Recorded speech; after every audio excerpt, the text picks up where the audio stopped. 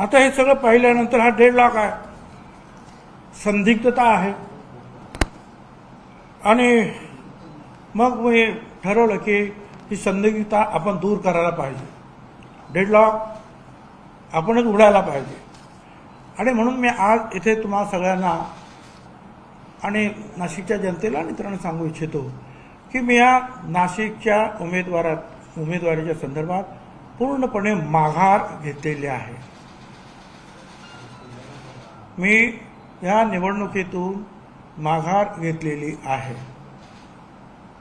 पुन्हा एकदा सांगतो की मी प्रधानमंत्री मोदी साहेब, गृहमंत्री अमित शहा साहेब